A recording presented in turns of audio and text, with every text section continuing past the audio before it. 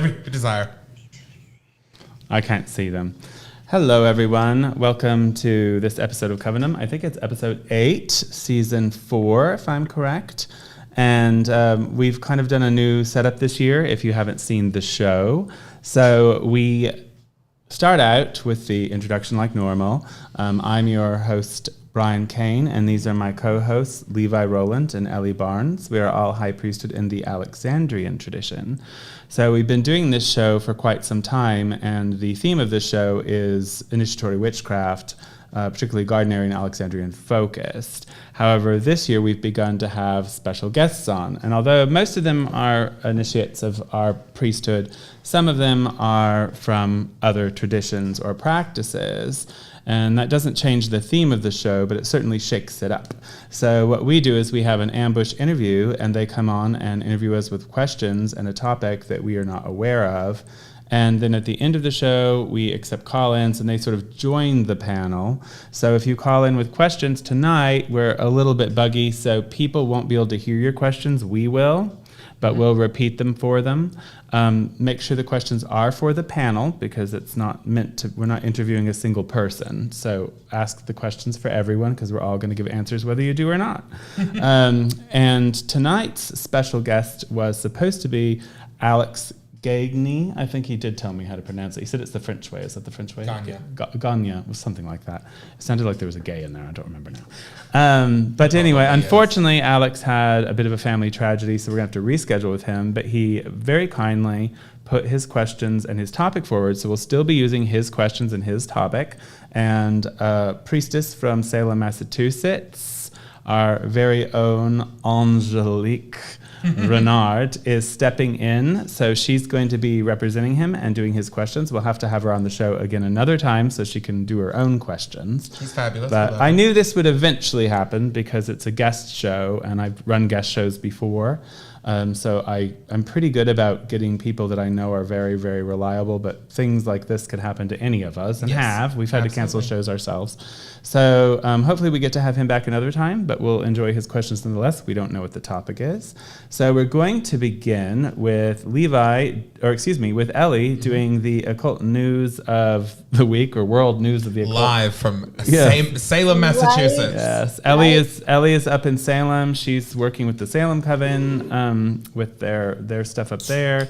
So she's visiting us from Omen and Salem in the temple there. And we're in the temple in Salem. Chair. Yeah, I see that you're in the throne. Chair. And then Levi will be doing his occult demonstration. All right, so off to you, Ellie.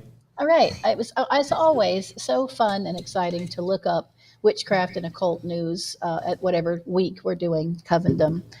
And the first thing I found, which is something I've been following in New Orleans, because it's a very big story in New Orleans about the Bucktown neighborhood house that has a Halloween decoration situation that isn't the best view of Christianity. It's Jesus being decapitated by Satan, and there are monks and nuns hanging on crosses. And where is this at? In Metairie.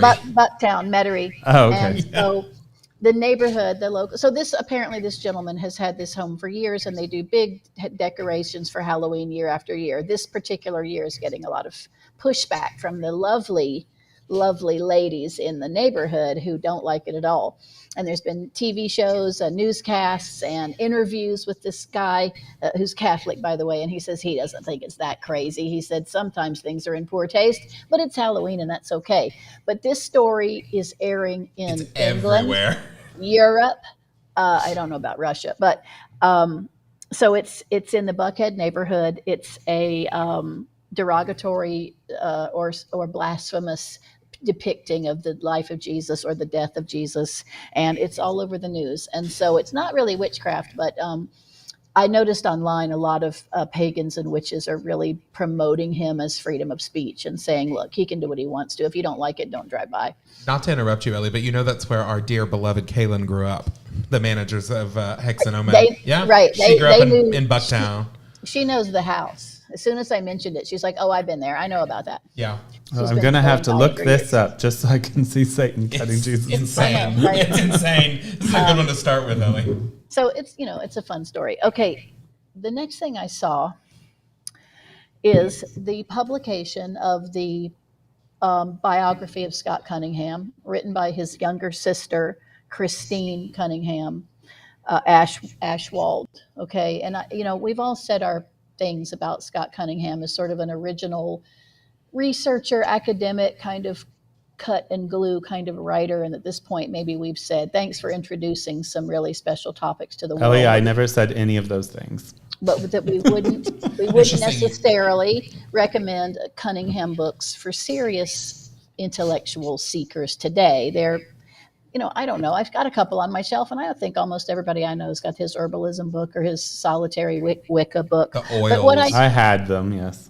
Right. But what I didn't know about him, and I really didn't ever follow him and wasn't that interested in his work in general, was he has a writing degree. He studied creative writing. His father is a known novelist, so he came out of a family of writing. His roommate, he was born in Michigan, moved to California because his mother had some health problems and the air in California was better for his family. And then he went to college there and studied creative writing. His roommate, Donald Michael Craig, while they were in college together. You guys know he's also a really well-known occult writer about ritual magic primarily. So Matt Oren, who I also don't know a lot about, I just don't know the modern young people that much, wrote the foreword, and some witches wrote about Scott Cunningham. And apparently this is his childhood and what he watched on television. And, he was a gay man, and I think at the time too that came out all in one bundle is kind of hard on society to embrace. But that's a biography that's being published by Weiser, not Llewellyn, which was interesting. And I didn't think I'd get it and look at it, but I might. So the third, a glowing review. Yeah. I didn't think I would. It's just, I think we basically just promoted two things we would never sell in our stores. Well, by two people I hate. You know what? It's very hard to find things that you guys actually do promote. It's not hard at all. We have an entire, what are you talking about? We have an entire bookshelf full of stores of books we promote. What are you talking about? We have festivals filled with authors that we support.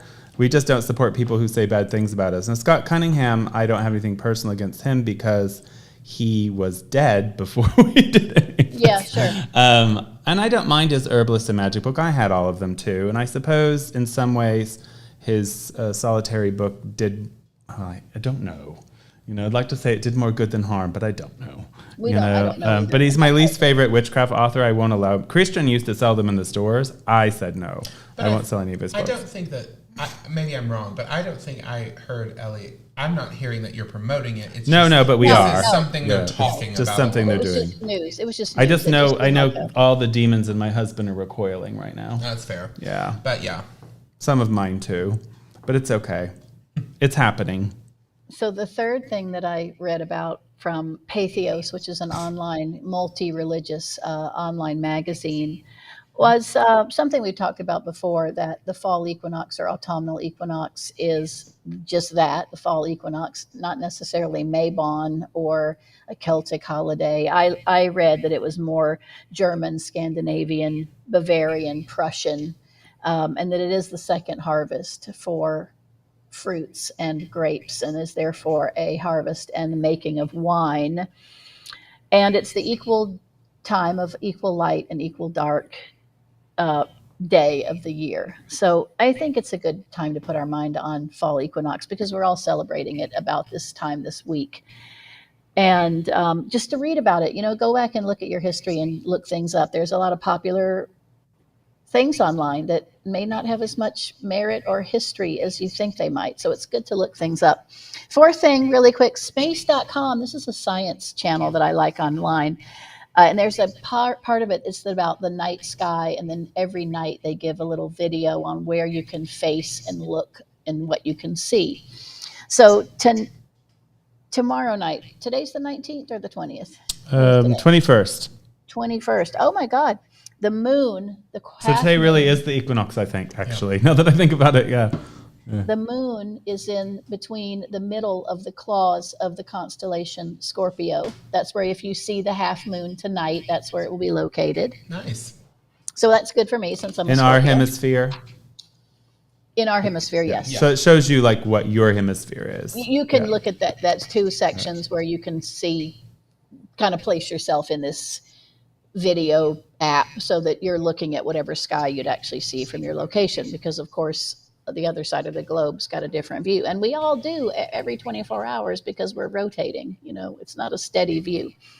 So the other thing on Friday the 22nd is that Mercury is at its greatest western elongation, and if you look that up, Mercury rises and sets in a big arc through the year.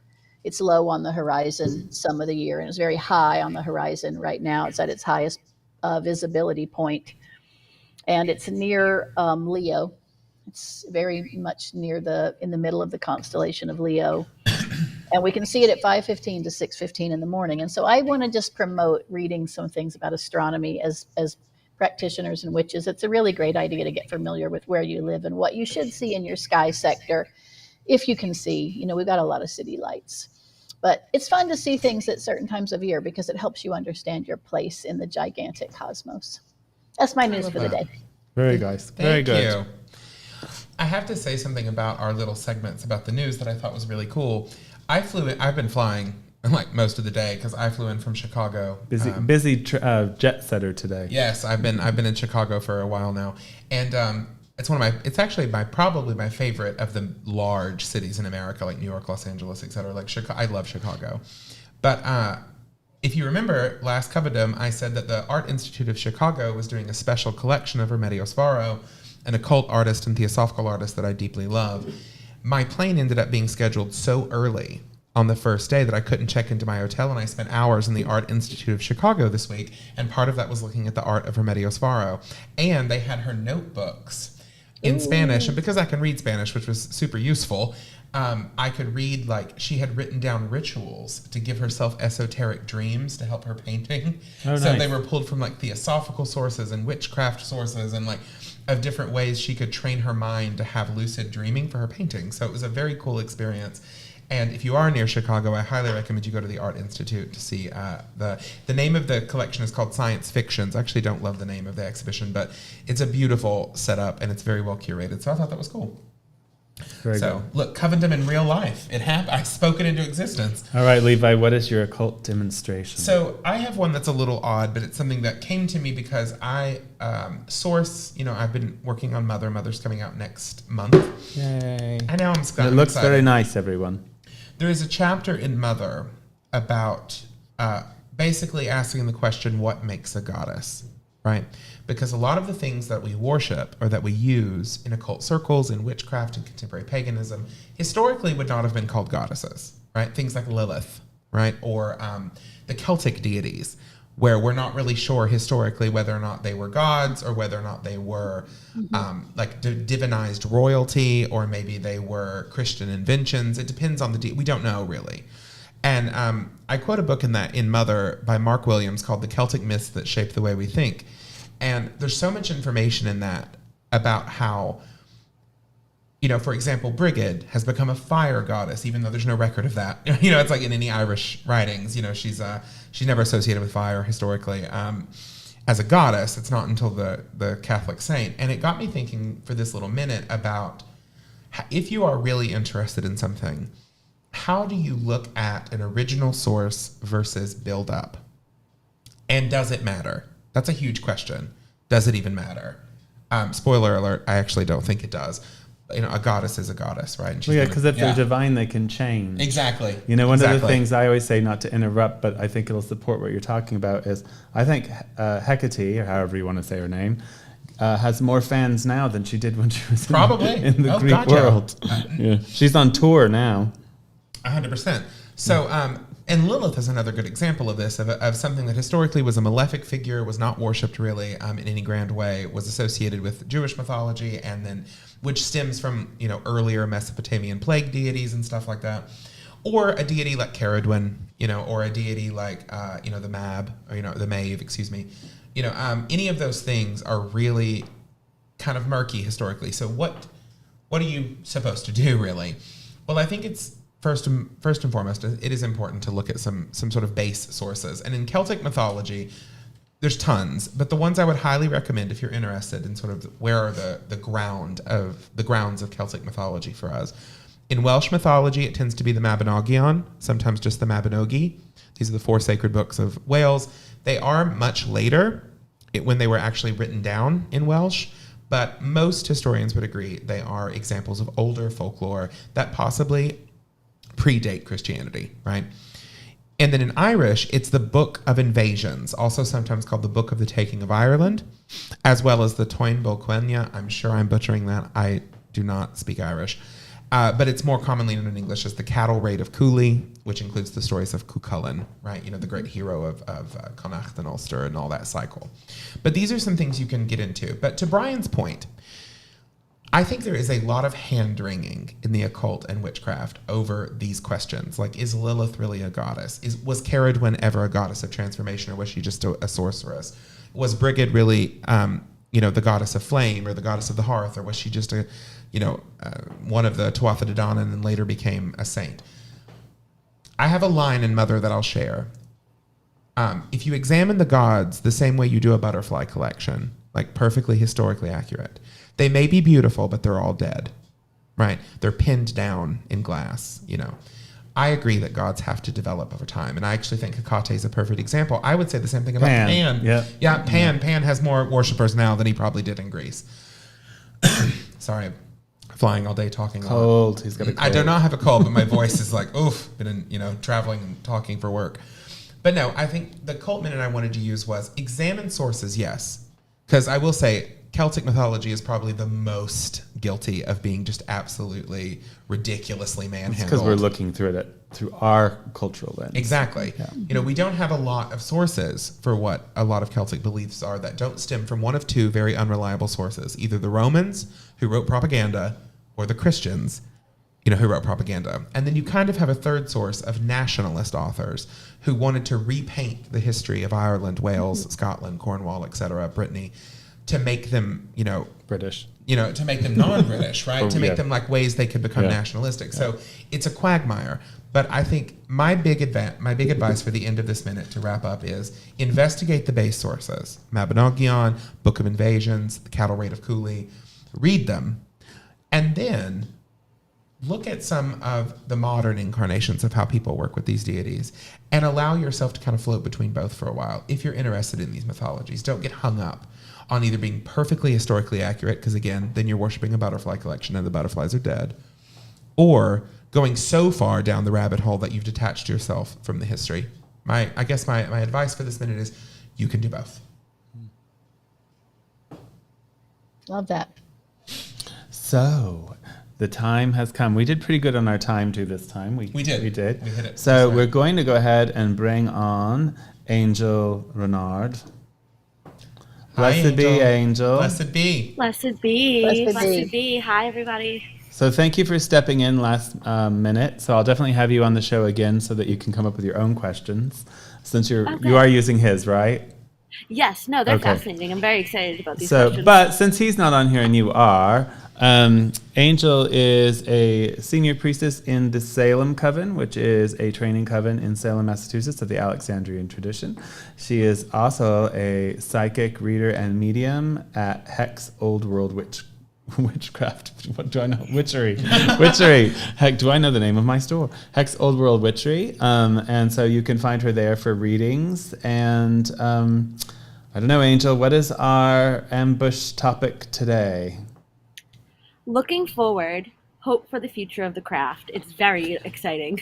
All right, this could go anywhere. So just to put this forward, these questions were put forward by an Alexandrian priest named Alex Gagny. Gardnerian, right? Gardnerian, sorry. God, did I say Alexandrian? Gagny, I think it's Gagny. He told me, sorry, Alex. He couldn't be here with us tonight because of a family emergency last minute, so he's traveling right now. But these are his questions, so Angel is not responsible for them. So I wish I was. She's just funny. The emissary. So Angel, you'll just go ahead and direct the panel now and ask each one of us each of the questions, and then at the end we will accept callers and you'll join the panel. All right. So I'm giving the microphone to you. So question number 1. So often seekers are discussed. But what advice are you eager to give to someone who is just initiated? Who do you want to ask first? You're in control. I'm going to ask Brian. Copy your Book of Shadows. You know, every initiatory coven should allow you to copy your own Book of Shadows right from the get-go, and it is yours.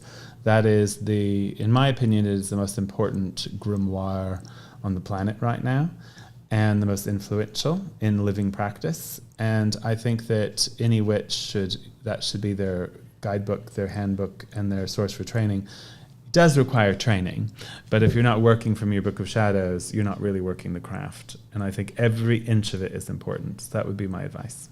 Mm-hmm. Copy it, read it, study it, ask questions, and listen. Good advice. I agree. So, Levi.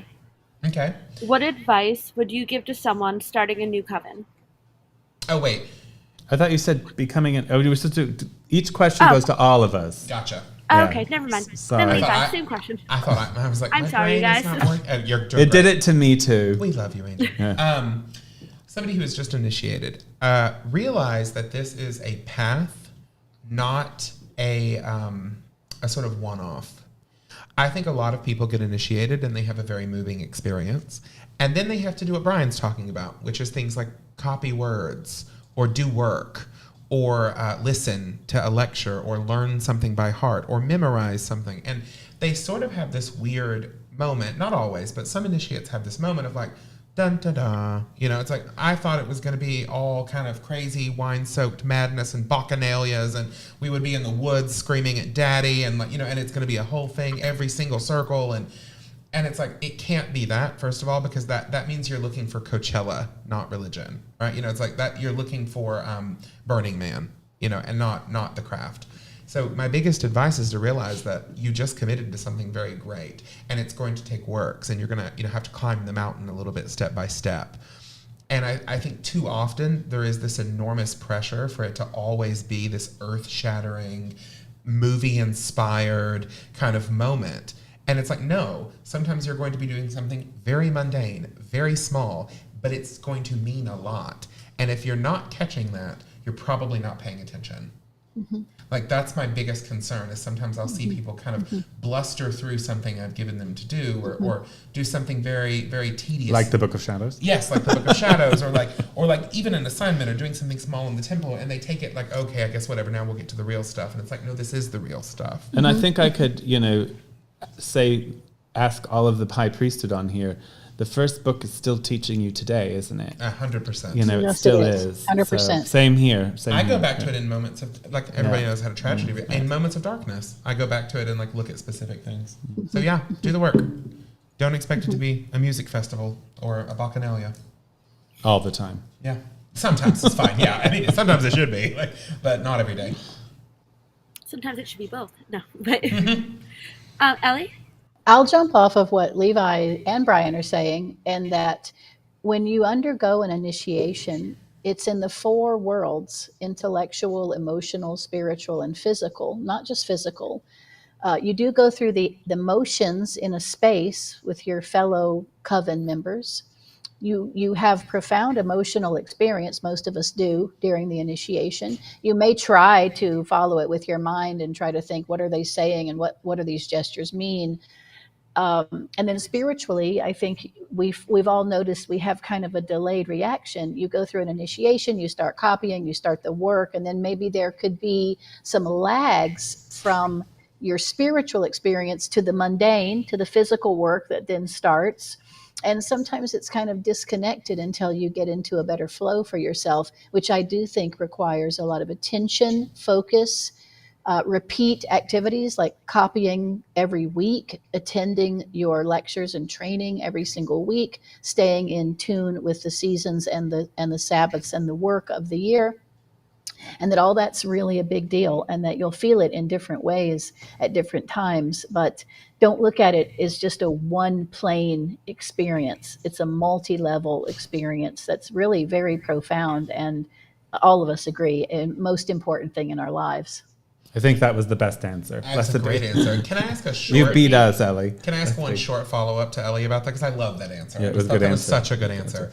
Ellie, do you think that it's possible, because I've kind of experienced this, where you can kind of be subsumed or obsessed with one level of that experience at one time, and you can go, like, for example, if you neglect one, you can be like obsessed with the spiritual where you're not living in the real world, or like obsessed with the mental and you're not letting the spirit come through? Mm-hmm. Well, I think we've all noticed that in each other, and we might say Levi's going through an academic period right now, or Brian's going through a big spiritual, personal revolution inside. Or like when I got my third degree a little over a year ago, I knew that there would be ripples in my life in many sections. I didn't want to try to predict. Of course, I did my own divination about how hard it was going to be for me to go through it, but it's still rippling. And I do think that we do have accents of pressure in certain aspects at some time. Sometimes we're into reading and we read 6 books in 2 months and we feel really great about it. Sometimes, like I've been really working in my Book of Shadows with the Sabbaths and just rereading and thinking and then watching the time of year and trying to continually align myself with like nature. So I think you're right. It balances itself out in different ways, and it's not always level, but work with all 4 planes for sure, right? Notice what you're doing. Comment to yourself, and then build some practices in another area to kind of balance yourself out. Love that. That was amazing, yeah. All right.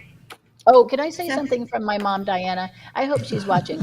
She does watch us, and then she calls me the next day and gives me a full-blown 1-hour critique on what's happening. What was Brian wearing? Why is his hair blonde? Well, no, but she said, you guys drank out of tin cans, and when you lift your drink up in front of your face, all you see is this big tin can. And she said, it obliterates all you darling witches. She said, get glass goblets and drink out of something clear. She doesn't like the cans. All right, we've got it. And then Levi. But I got a plastic cup tonight. I got a red plastic cup, Mom. I have a Yeti filled with cold water. Sure, we'll go with that, Jesus. I wanted to say, Brian, what's in it? If I were sitting next to you, I could smell it, but I can't smell it all the way from here. It's just white wine, because I was alone with Levi and I thought it looked a bit sad if I was just thinking. But then I thought that was the first 3 years, really. Anyway, It really was. In the very beginning, he used to drink with me, but now he's like not doing that very much. But you've got your Yeti. I can bribe him with once in a while with port. You have never been more of a white woman in your life than drinking white wine out of a Yeti. Just like Well, it does keep it cold. I like my white wine cold. I love that. Okay, Angel. All right, what's number Angel. 2? What's number 2? All right. Question number 2. I'm going to switch it up. Ellie, what advice would you give to someone starting a new coven? Oh, man. Well, I really just know about initiatory witchcraft, British traditional witchcraft. I saw all different kinds of things all my life, and I was just like, oh, I don't want to do that. I don't want to do that either. I'm going to just keep practicing by myself for my witchcraft practice. So what would I say? Well, be ready to be disappointed in humanity over and over and over. It's very hard to find people that can come at it. So honest. But as Brian says, in a real realistic way of what it's going to actually take the person to do. And if someone's starting it and running it, as Brian does, oh my gosh, his home, his time, his wine, his everything, every single week, it's a huge undertaking. Well, we're all 3 doing that now. We're all 3 doing it now, but. Yeah, it's just one of the hardest things in the universe. Good luck. I'd say, oh, bless their hearts. Bless their hearts. Yeah. Brian? Don't do it. Run. Run. Don't do it. You're crazy. I'd say look for quality, not quantity. And you have to really be prepared to allow yourself to be a canvas for these people's worlds, and they're going to be the painters, you're the canvas, that will change over time. But you really have to be prepared to offer yourself up to them, your time, your heart, your guidance, because like Ellie was talking about the four worlds, working in a coven and running a coven encompasses those same four worlds. Yes. It's taking the mental and the physical and the emotional and the spiritual to be a teacher and to lead a coven, because people are looking to you for to be their spiritual guide, their spiritual facilitator, or as we would prefer to say, religious facilitator. I definitely think that you have to do it as a sacrifice and as a labor of love. You have to love doing it. But you're better off with 2 good witches in your coven than 11 bad ones. Yes. So don't go for quantity. Quantity doesn't matter. That'll happen or it won't happen, because you are going to get people who come in and get initiated for their own reasons that don't necessarily fit your ideology, meaning they may not be lifers. In Alexandrian craft, we talk about lifers, and we say don't ever elevate someone if you don't think they're a lifer, which of course has happened. But if they're not lifers, they're not going to stick around anyway. So a lifer requires you to be a very sick, special kind of a person who's totally, still working through it, totally sacrificing their mental stability for this thing because they love it, right? So some people, however, are going to come in to get initiated because they need the spiritual evolution. And I don't know why, I just cannot really hold my vocabulary today. The Yeti full of wine. I haven't really had any yet. Joke. No, it's just I think it's the day. I got up really early too. Some people might come get initiated, and it may not really take root for several lives, or it may be for a transformation they need in this life. Yes. And sometimes they get initiated and they die. Sometimes they get initiated and they go off and become a Buddhist. Sometimes they go completely mad because they shouldn't have been initiated. But who knows what that'll do in the next life, because once you're initiated, that spell has been cast. But if you want to lead a group, I would assume it's because you were in a group that instilled that within you, that you loved the teaching, that you loved the practice, and that you're in a place and time where you want that to continue, and that you love your line and your tradition.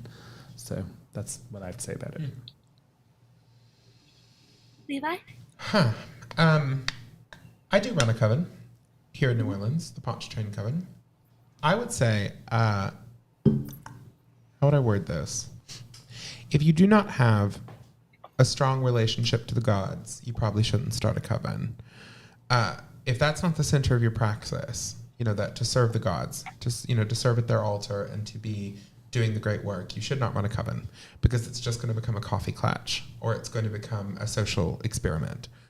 Because you will be invested in the people, as opposed to people join you because you're all invested in the gods and the great work. Yeah. That is when everything will go rancid.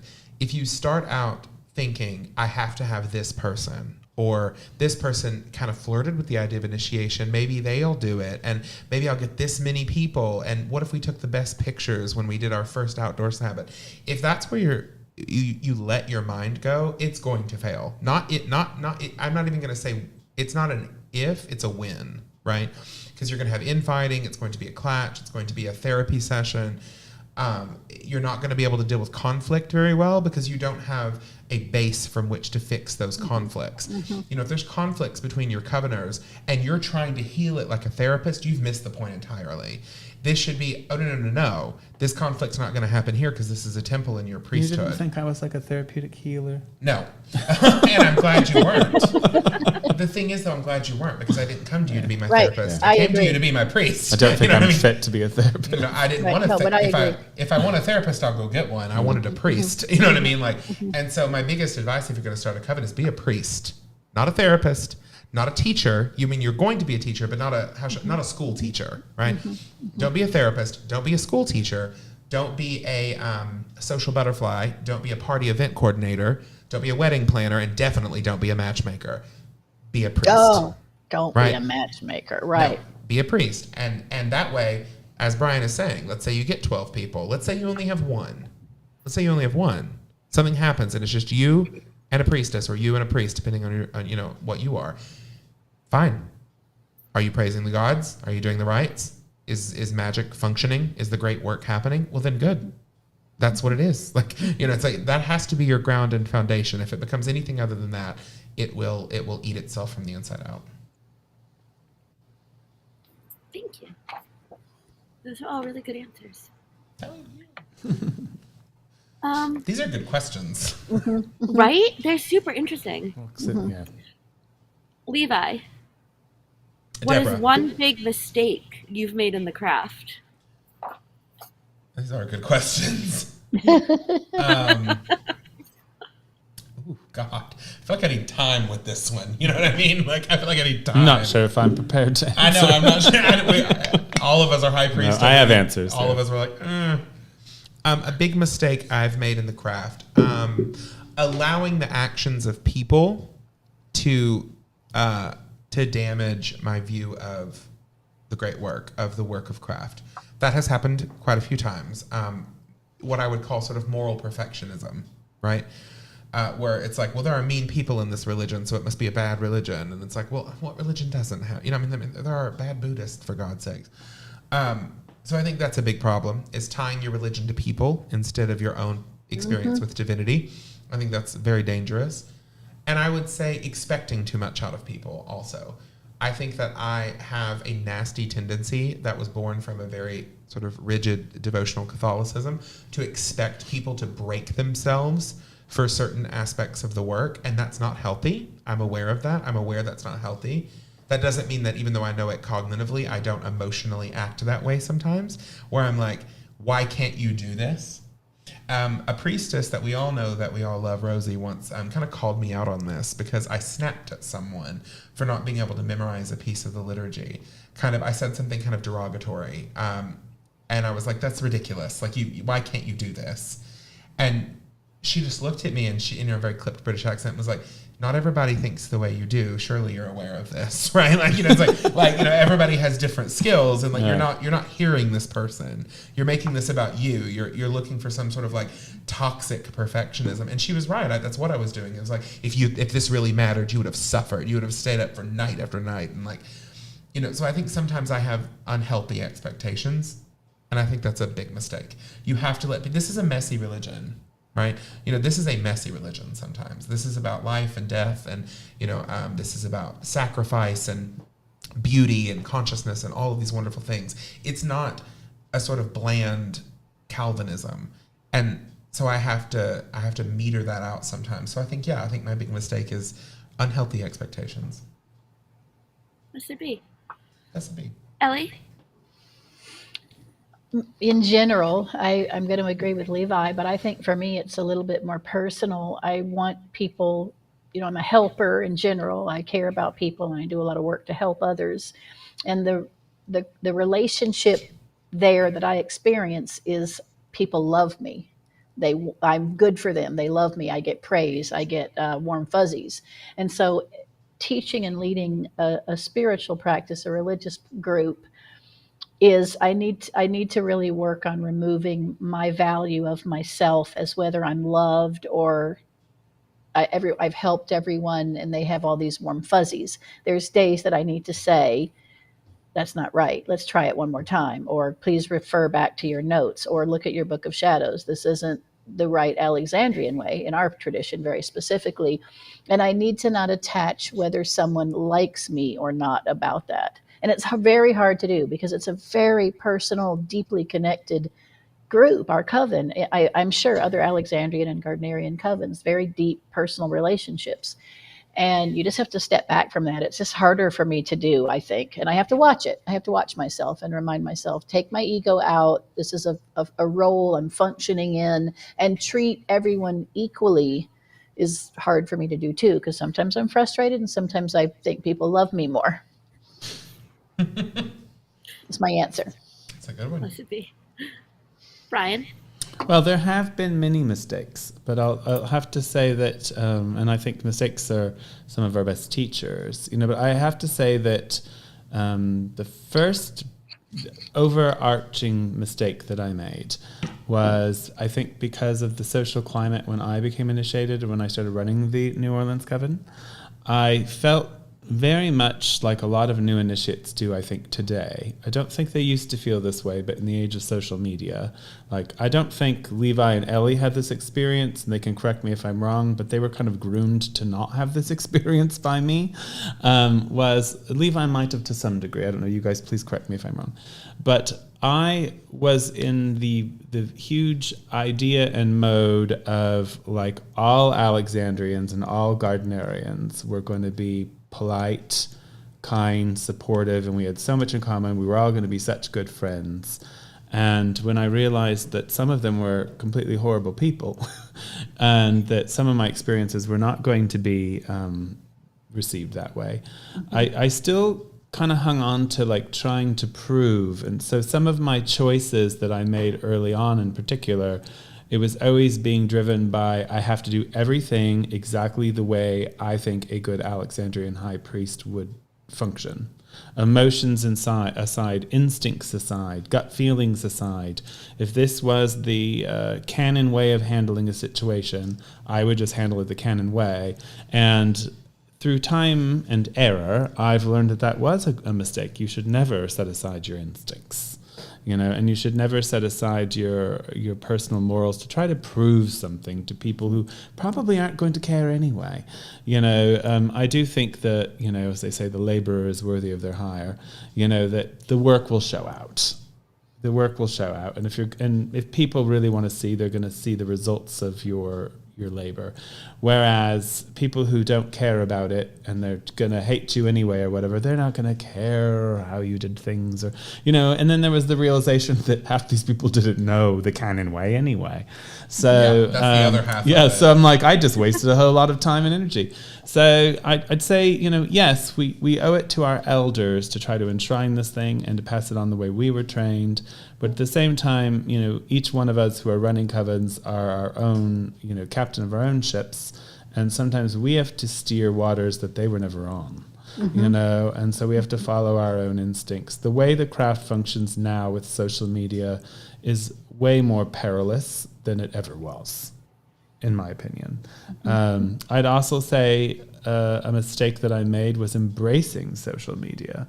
I think more high priesthood should get their coven out of those groups and not let them participate in it, because it's just the Black Hand Gang Society bullying people and trying to create narratives that don't exist. Anyway, that's my answer. But I've made many mistakes, and it's okay. Make your mistakes. I think it's hilarious. It reminds me of that story recently where it was a big story in maybe Christianity Today, one of the big news outlets, of a pastor who was talking about, in the era of Trump, many pastors across the country are experiencing this thing where members of the church will come up after a sermon about, like, the Sermon on the Mount, right? Or how to treat poor people according to the gospel. And they'll be like, where did you get all that hippie nonsense, that liberal, all those liberal lies? The Bible. And the pastors will be like, from the Bible. And they'll be like, that's not true. You're just, like, wording it wrong or something. That's all liberal nonsense. And it's like a big problem that's happening in a lot of churches where it's in Matthew, isn't it? Yes, it's in the gospel. It's like they're mad at Jesus now at this point. And sometimes I feel like you see that a little bit in craft, where it's like, I will see an argument. Who's controlling our screen? I will see an argument from a craft person, and obviously I'm not going to have a conversation in public about things that are private about craft, but I'm just like, you haven't even read the Bible. What I mean? It's just like, like they don't even know what they're talking about. So yeah, I agree with that. Very good. These answers are so and good. And creepy. So this next question, I'm very, very interested. Oh, who am I going to ask first? Levi. Okay. Is there a perspective that you once held as sacrosanct that you don't as intensely?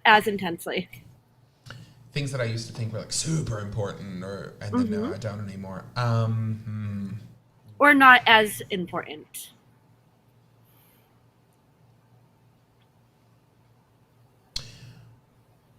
And I'm guessing, I think the question implies, like, about craft, obviously not, like, in my life, it's like, because I've given up a lot of bad beliefs, from my childhood, but I think it's talking specifically about craft.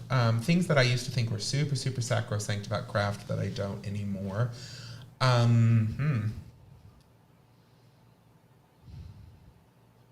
Does anybody have one? I want to go first before me. I want to go first. Okay, Ellie, you take it. All right. I need to think a minute. Well, it may help all of us. In my early occult studies, which, I'm almost 59. So I started really in high school, 16, 17, really reading and thinking about occult subjects more seriously. And I was a very independent thinker, and my way was to be an anarchist, which meant that nothing was as valuable as what I came up with myself or my internal intellectual practice, or even with spirituality. I thought, and why I rejected Christianity early, because I was like, I want to make my own connections. I want to figure out spirituality for myself. I want to have it firsthand, and then everything else just isn't that important. What other people are doing religiously or occult wise, I didn't value very much. When I was introduced to, and even though I was a big seeker and I would look for a good coven or a good training in Kabbalah or some other Western traditions, and it's very hard to find. You guys know how hard it is to find qualified teachers who have studied at the feet of people who really, created the systems or spent their lifetime studying the systems. Today, I value it more than anything else. My initiation with Brian, my study with Brian's teachers, the access to a tradition that you can see how it was developed, who taught it, and how it moved down the lineages.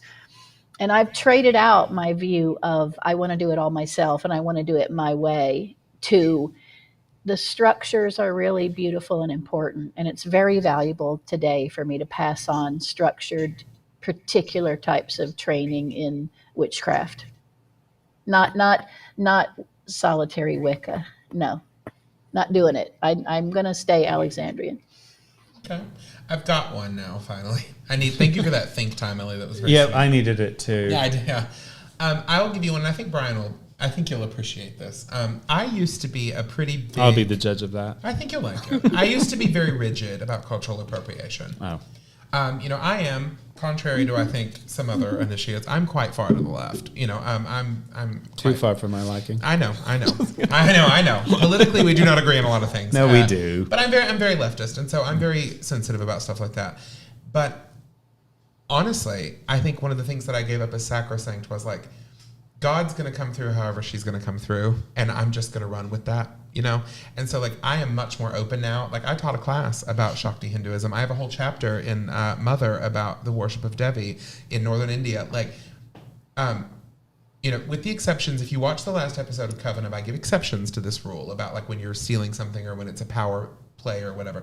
But I think I have given up a lot of those silly beliefs, and I just let God come through however she wants, and sometimes it's Kali for me.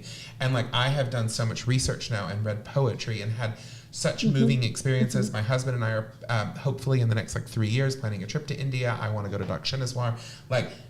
And I just embraced it. And it's funny, it's still craft to me. It's not outside of it. My boyfriend lives in Kolkata. It's outside of it. I don't think of it that way, where I used to be so obsessed with no, that's culturally inappropriate. I can't call Kali a goddess that I worship when I'm publicly Alexandrian and Bengali. But No, that's him. Bengali is from Kolkata. Kolkata is Bengal. But I gave up that belief, and I'm just it happens. Let me ask you this, Levi, but you don't bring Kali worship into the Alexandrian tradition.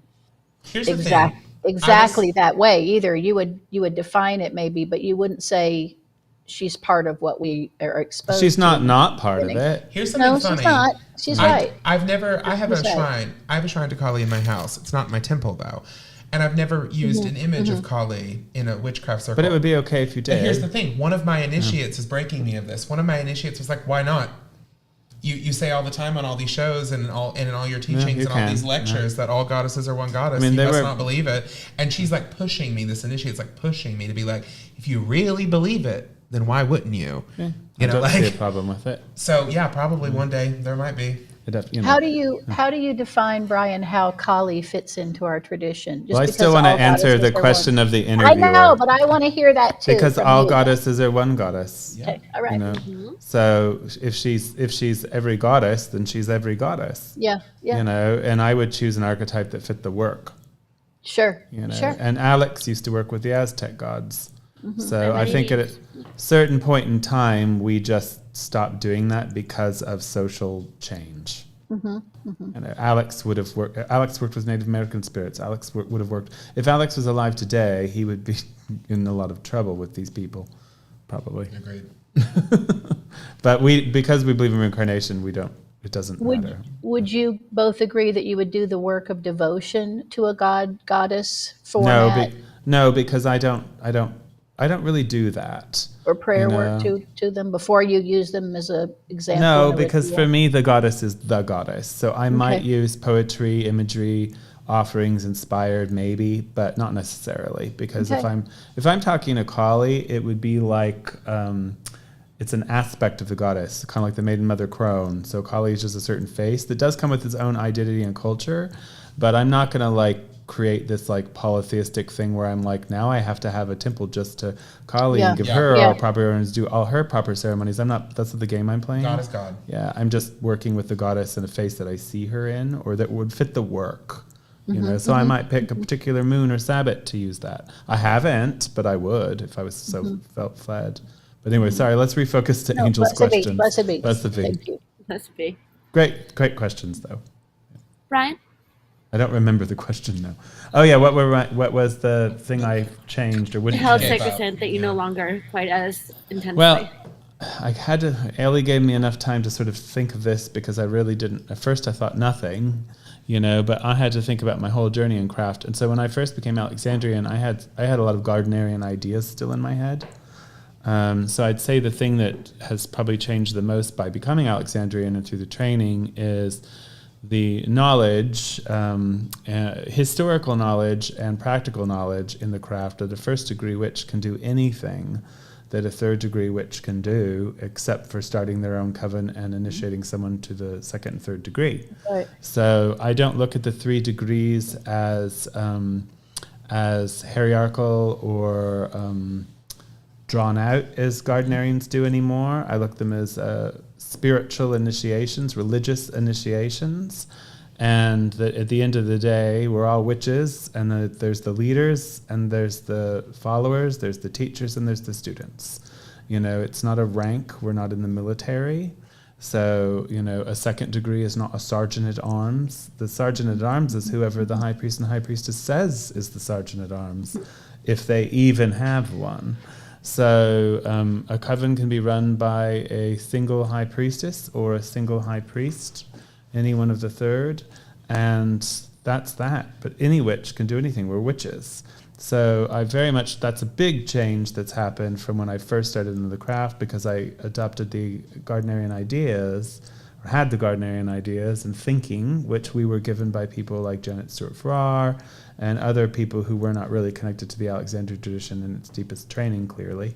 So, that influence has been broken. I no longer think that way. And I think it's actually healthier religiously it's more open. It's more open. And no Karens, too. Yeah, not as much anyway. It's like do the work or don't do the work. Exactly. Because if you want the second and third, it means you want to do the work, and then you're either going to do the work or you're not going to do the work. Yep. Because the ritual isn't going to make you this thing. Having the third degree doesn't make you a high priest or high priestess. Having a coven and running it does. Otherwise it's just a title. Sorry, blessed be. Blessed be. It's a good answer. Very good answer. Ellie, what accomplishment in the craft are you most proud of?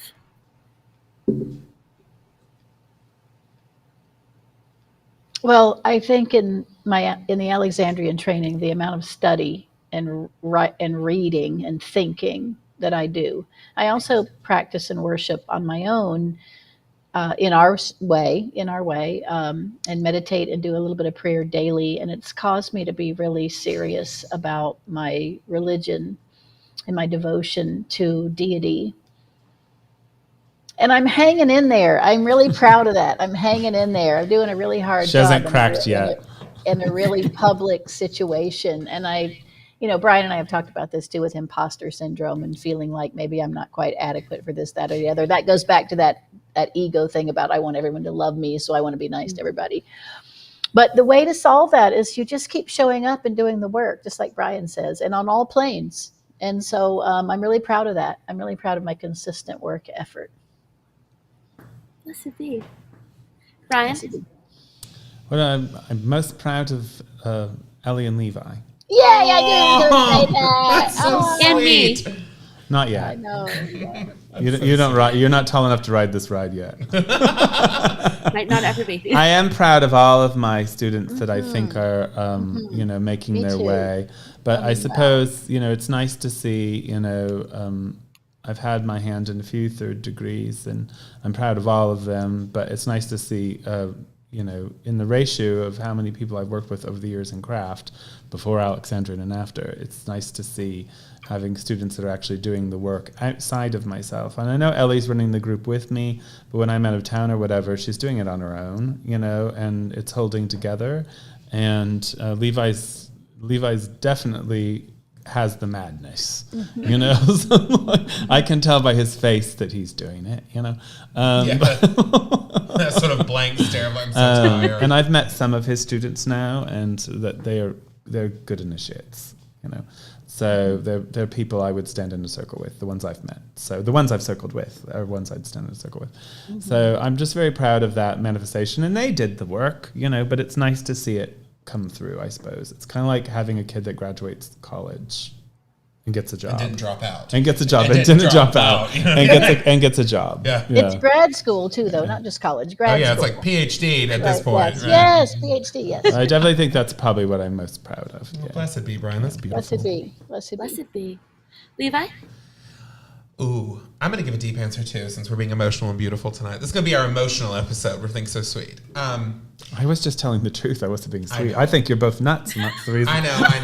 The reason why you got here. Brian had a feel once. He hated it. Decided never again. I think that this religion is small. This religion is small, and it is difficult. It's very difficult sometimes.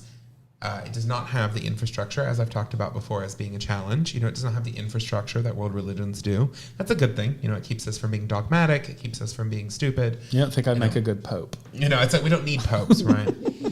I don't want to be the pope, but do you think I'd make a good one? No, I think it'd be terrifying. I think it'd be absolutely terrifying. It would have been a good board. It would be like the new pope with Jude Law. But that's my kind of pope.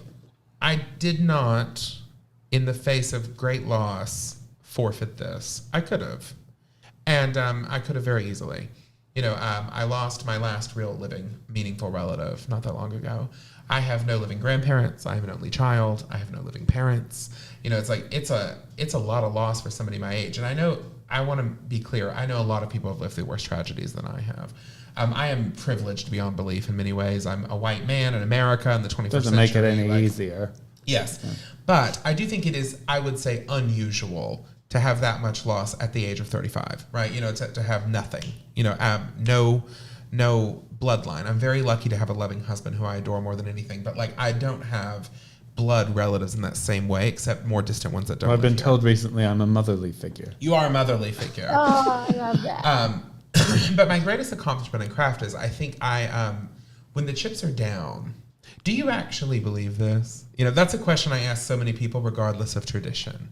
I have, I'm going to say something that might get me in a little hot water, but I have a lot of friends, or acquaintances, I should say, who have flirted with these initiatory traditions that have grown in popularity recently. And they don't last. You know what I mean? They just don't last. The first sign of struggle, and they're out the door, and they're the next thing. This happens all the time. Didn't work out for me. It didn't work out for me. I was pulled. That's why we have the word lifers. It's because there have been many who weren't. Yes, or even in other initiatory traditions, Haitian voodoo, Santeria, whatever.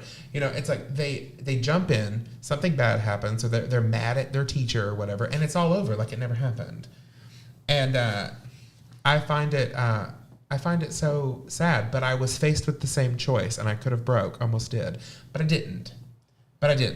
And I think that it's the sign that if you allow the initiation to take hold on you in a very real way, it is the raft that's going to get you across the river, kiddos. Like, it's like it, and if you don't let it be that, you're going to find yourself halfway across that river with no raft, because you're going to turn on it like oath breakers do, like leavers do, etc. And then you're just going to be in the river, and good luck. It's like because you spit on the thing that took you halfway across it, right? And I think there are karmic repercussions for that. So my greatest accomplishment is I stayed on the raft and I'm still rowing. Oh, blessed be. That really resonated with me. Wow. So my reference, I have to tell you, breaking decorum, but this is for Angel kind of, because you remember you didn't get to meet her. Ellie met her, my dance teacher at Hexfest. I love this story. So she says to me this last Monday when I'm at dance in front of her, and she goes, Brian, I have to tell you, because I haven't seen her too much since Hexfest. Said, I have to tell you that since Hexfest, my perception of you's changed. And I said, oh God, what, what is she going to say? She goes, now I'm going to forget the lady's name. Joan Collins. Yes, she goes, I now think of you as a motherly figure, like Joan Collins. Whose mother is Joan Collins is the thing. That, maybe Mommy Dearest. I think that's what she's getting at, like an evil joke, stepmom. Right? Yeah. I think if you'd be a mom like Joan Collins would be a mom. I did cancel Levi through some of his stuff, and I can't say I was always nice. You were very effective, though. But I wasn't always nice. Mostly. He's trying to keep up this harsh thing. Brian's actually really nice in private. He just doesn't want people to know. He is nice in private. Exactly. Like, it's such bullshit. I would call him kind, very kind, and a very good friend and ally, and great uncle, but I'm biased. But Angel's like, I'm not going to use nice. Well, I don't think I'm nice. I don't think Levi's nice. I don't think Ellie's nice. I think we're all kind, but I think we all have edges. Yeah, we do all have edges. I think all witches have edges. I mean, we're not Quakers. You can't I think Ellie would kill someone in a nice way. It would be so nice. I would just chop them right up. I would just chop them up. I see a clock tower in your future. Right. Great questions, Alex. Yes. Great Right? They're so Alex. good. I'm By reading proxy. them. Yeah. Okay. Oh, Brian, this one I'm very excited to hear from you. Where do you think you have room for growth and improvement as an initiate? Well, I think I'm always perfecting my teaching, and which means I'm always a student. So I don't think that ever ends, that you're always, I just, can't say what, but I just learned something about the first Book of Shadows I didn't know for quite some time. Things change, things grow all the time. So I'd say that would be, that's more of an awareness I already have, though. So continuing to do that, it does go along with just always trying to be a better person, and I think I'd have to admit that I'm sort of a pilgrim in that respects, because it's hard to always know, right? So I'd say I'm always trying to develop myself and be a better person, and I wrestle with certain things, like I do talk and believe that we should be priests in the streets, but I'm very, very cloistered in my lifestyle, to where I'm basically like, I'm not a priest on the streets most of the time. I'm in the monastery with all the other priests, and that's okay. That's part of the work that I'm doing. But, I continuously want to elevate it into the world. So that's why we have things like this show that have blessed so many people, even if my store manager hates it right now. I don't think she always hates it. Technical difficulties. And this is why this is the last show before October, because I know the staff doesn't have the time for it, really. Right. But I think this show has done a lot of good for a lot of people, and I know a lot of people who've joined covens and Gardnerian covens because of this show, or because of like our books and things like that. So I'd say just trying to be a better person, always trying to be a better person, and bringing this thing into the world as legitimate and valid to the best of my abilities. So, and I try to be more patient, because I don't think I'm always very patient, and I don't always like people. So, I don't know. I don't really have an answer to that question, because I think that as a priest, I'm always going to be terribly flawed.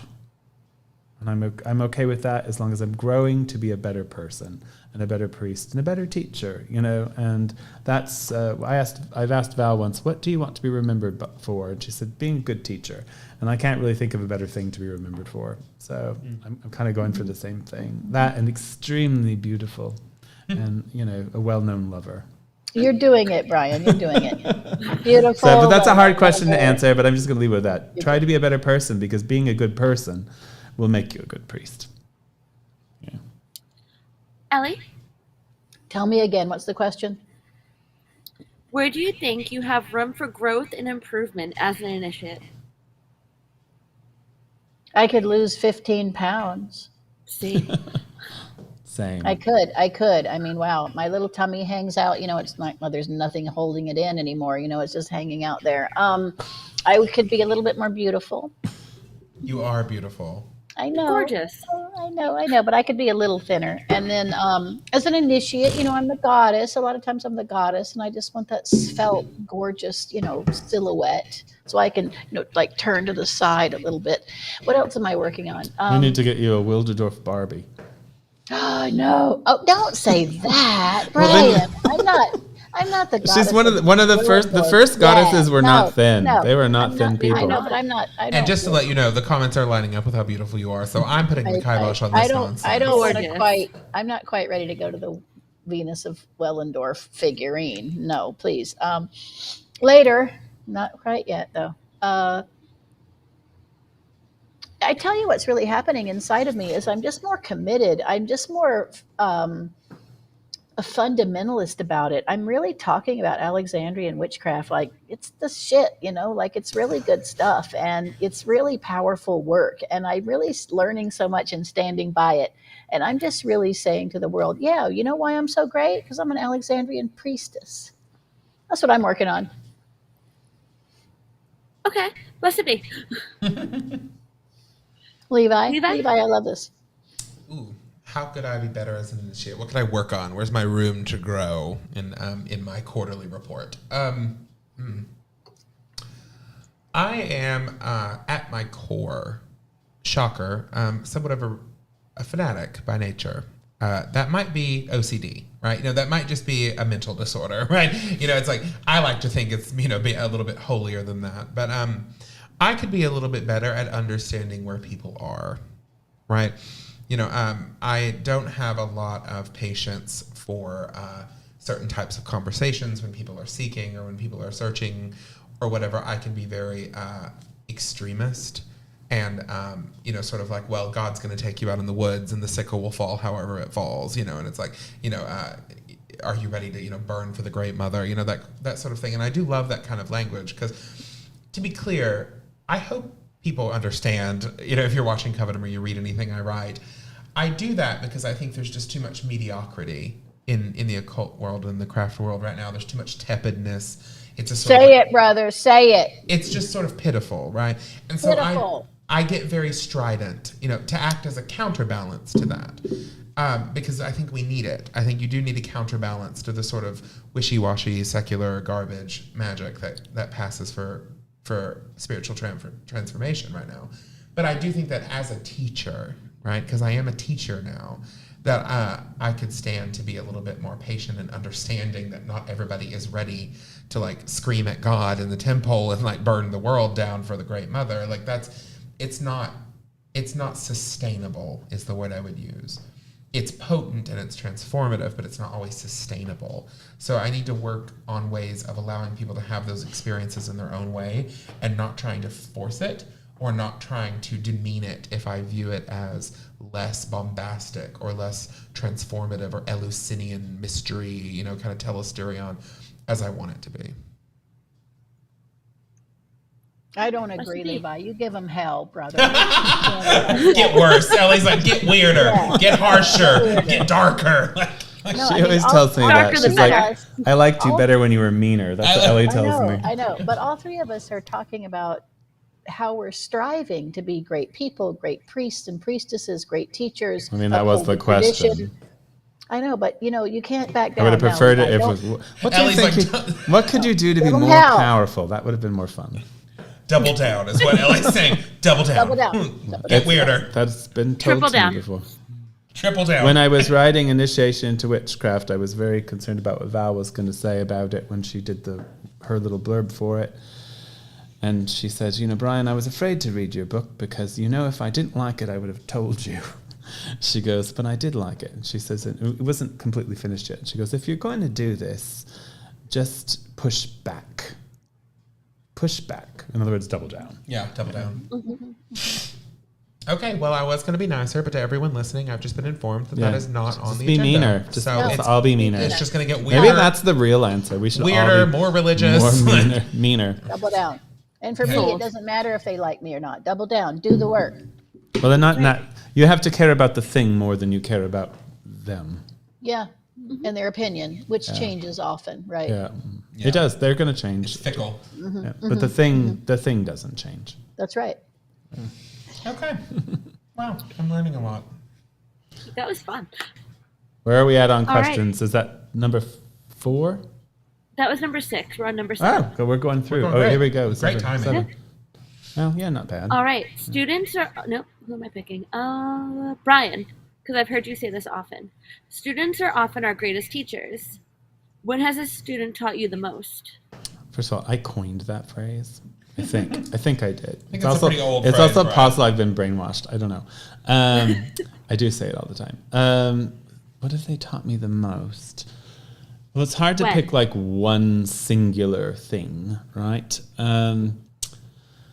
Because I think the thing they teach you the most is really the journey of the self as a teacher. Because when you're trying to guide people, you've got this idea about how things could be. It's an ongoing process, and I think this is probably true of any kind of teaching, but particularly, I think what's different between craft than like teaching a school class is that we're with these people for years and years and years in some cases, whereas in a regular teacher, you've got 1 year with them probably. So it's you don't get that whole emotional journey with them that you get. So I think probably it's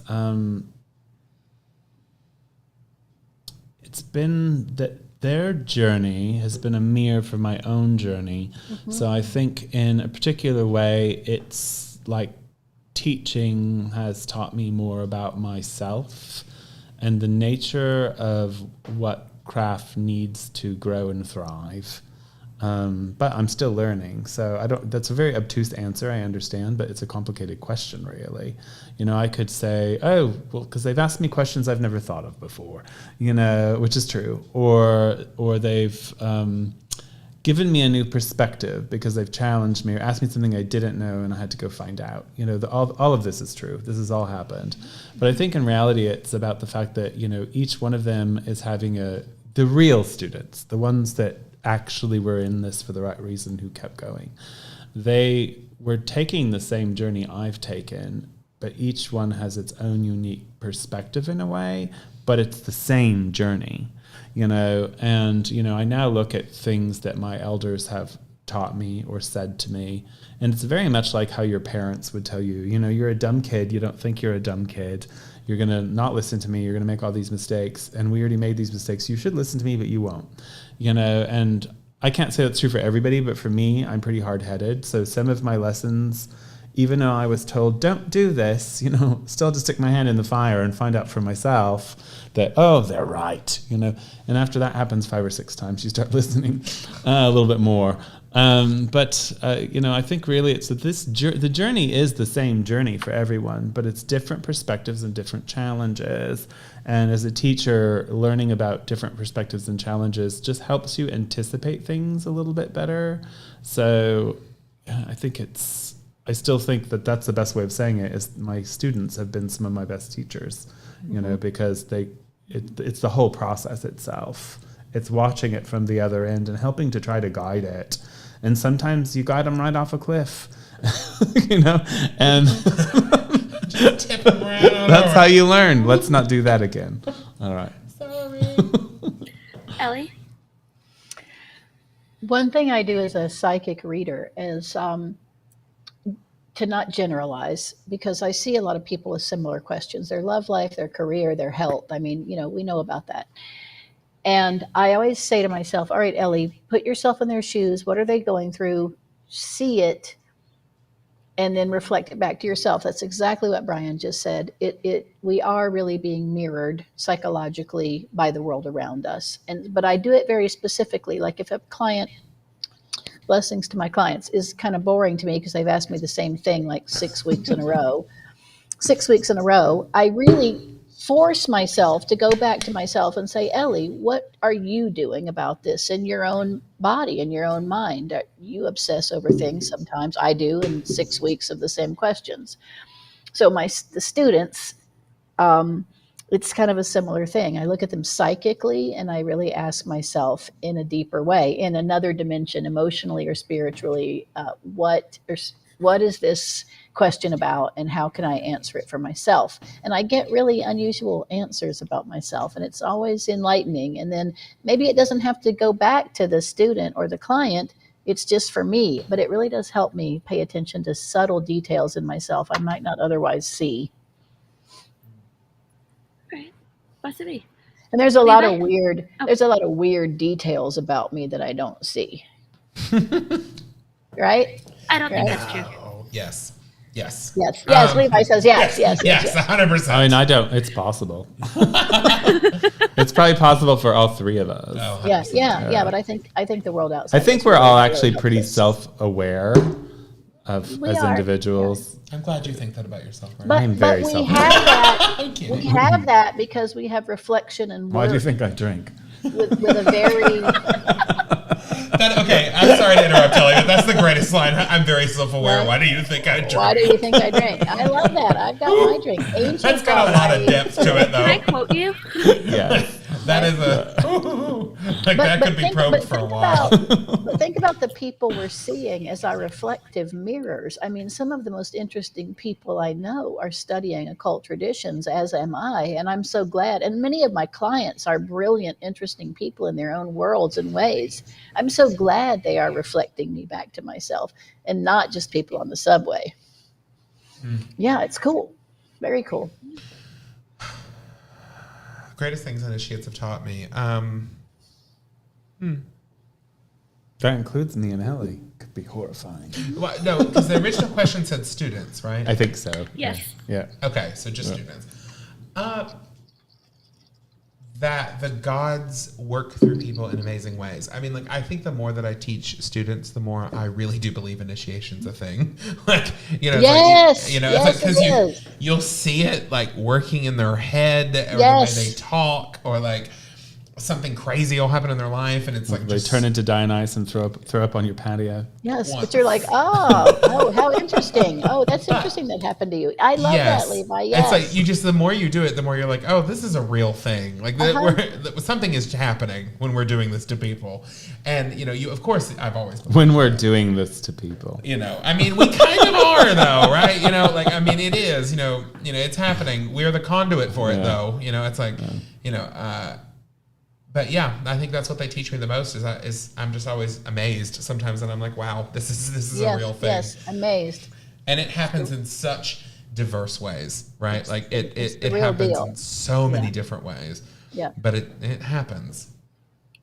Absolutely. I'm not going to say, but a very well-known Alexandrian gave me advice recently when I was talking about a ex-student that wasn't good, And this initiate, because I'm not going to say who it is, said, Brian, they asked for this thing. They asked for it. Sometimes you just have to let it be that. Because it is witchcraft at the end of the day, isn't it? This isn't, we're not promising to get people to heaven. We're not promising to save their souls. We're not promising them anything. They're like, teach me witchcraft. I want to be an initiate. And we're like, no, you probably don't, but but okay. But if you keep insisting, and I want to look at you every week, then all right, let's see how this works out. If you survive, it might be amazing. I love that. Blessed be. People are calling me out for that comment when we do this to people. No, he's not wrong, really. Honestly, isn't it? It's kind of like raising children with magic. So it can go wrong, Go spectacularly wrong. And, sometimes it's trial and error. Maxine actually is a person who's really honest about that. Yeah, like, in her biography and in her interviews, she is very honest sometimes about, like, when this goes wrong, it goes wrong. really, really It goes wrong. Like, which she is why, talks about that in Fairchild. When it goes bad, because it goes it can real drive bad. some people crazy, which is why we try to not initiate people with severe mental illness, because it could just be that little push that makes them go the extra mile, and we don't want to deal with the repercussions of that, because first of all, there's a lot of time and effort put into it, and we don't, as teachers, we don't want to fail, and we don't want to be failed. It's why we're very Sith-like. Failure is not really an option. We don't like it, because that just results in destruction, really, honestly. So, and nobody likes. I don't like to have my time wasted. Do you like to have your time wasted? No. It's the one thing that irritates me more than anything. Even in conversations, I don't like to have my time wasted. It's like I hate it when people like droll over, and I'm like, I already know what I need to answer, but they have to explain the question to you in great detail, and you're like, my answer's not going to change. I already know what you're saying. Drives me nuts. Not that I'm thinking of anyone in particular. Blessed be. None of us, including Angel, have very much free time. No, We no really one don't. does. No. No. So No, I don't have agree free with that. The time wasting is out. So here we are. Unfortunately, I'm going to have to go use the little warlock's room, which I never have to do, but I really have to pee. So know classy. I want, Thank when you you. get back, Brian, I want to tell a really cute story about something that happened to me recently in the coven. Well, I'm going Not to get the about- queue nothing- started. I'm excited. Well, obviously, I know Ellie. Nothing that I should not Do you want say, me to but it just was give So- the general info and you can go so you can... Yes, why don't you tell them the You look a phones? little antsy. So you tell them about the phones will. and I will calling tell in everything. and getting in the queue. So, Brian will be back with us shortly. I love how classy we are on the show. Instead of just being like, I'll be back after a moment. I'm a Southerner. That's how you do it. He's always that sort of like, if you just excuse me for one moment, something's happening. No. So, yes, if you do want to call in, we have a live queue. The number is on your screen. It's 309-GODDESS, 309-463-3377. You can also ask questions in the chat through YouTube or Facebook. We get them all. I'll be going back through the chat in a second to see if we missed any. I do want to let you know we're having a small tech difficulty. The audience, you watching the show, will not necessarily be able to understand the phone call.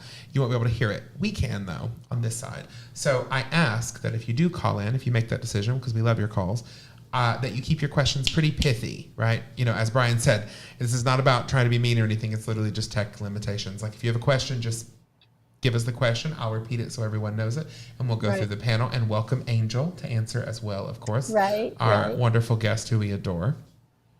But, I am adorable. You're wonderful, darling. But yes, I've given her several compliments today.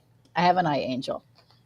Yes, absolutely. In the adorable category. Let me ask a tech question, Levi. In the comments, which I don't have turned on, I can't see them, but we go back to maybe YouTube or Hex Education, because I do try to rewatch the show and make sure I'm coherent and adorable and all that, and everybody loves me. I would like to sometimes answer a comment. Is that possible? Are we able to do that? I believe so, yes. You should be able to go back through comments on YouTube or through Facebook Live feeds and things like that. But yes, it's on Hex Education as the channel on YouTube, and you should be able to go through the comments there. Just like a book recommendation or something, not outside of what we're talking about and being asked, but there's some really great people that are watching and asking great questions and commenting on what they're experiencing. And I go through them, and because during the show we don't really see them. If you're watching them, if I'm in the studio with you, we're watching them. But I always think, I want to go back and say something about that. So I'm glad we can. And I really love and appreciate that people are watching and talking to us, because you are talking to us and we're listening to you. Yes, we are. And we see all of your comments as well. So you absolutely, you're getting a lot of love in the comments as well, Ellie. Who? Oh, Ellie. Yes. No, but I let them know everything about the phones, and now I'm looking at the comments, and we can do some questions from comments that we may have missed while we were being interviewed. Well, I just want to tell everyone that I prefer, tonight you can't hear you anyway, but we love to hear Collins, because we love to hear your voice. Yes, Levi Brian loves to to answer the call phone. in. Well, that's why it's Colin Show. Brian loves a phone but call. questions are questions. Well, tonight you can't hear him anyway. I don't know what's going on, but something's wrong. That's why I let them know to let questions be a little pithy. But we will, if you have questions on the phone, we'll be able to hear you, just not them, and we'll state to them what the question is, which we didn't know to do the first time. Yes, of course.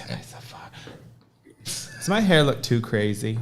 No. I love your hair today. No, I think it like looks really it good. standing up. Mm-hmm. Don't you, Angel? You look like I a like rock it star. standing up. I just did the messy look. Billy Tried on Eilish. like 20 outfits because I really couldn't get myself together today. I am going to pull a question from the chat that I would like to ask, particularly, Angel, I want your opinion on this too, but this might be a little easier. You're now joining the panel, Angel. Yes, this might be- Oh, good for me. easier if you've taught before at a coven level. But She's helping. Darshana Bloodmorn said a comment that I want to pick at a little bit, not in a negative way, but she says, she says it's important to have a curriculum or a lesson plan set, sort of a way to assess and evaluate people, basically a structured form of teaching. So my question is what do you think is more beneficial as a coven teacher or teaching in other ways? Like I know, Angel, you've taught classes before at festivals. Do you prefer it to be very structured, or do you kind of let the gods speak it out? We'll start with Brian.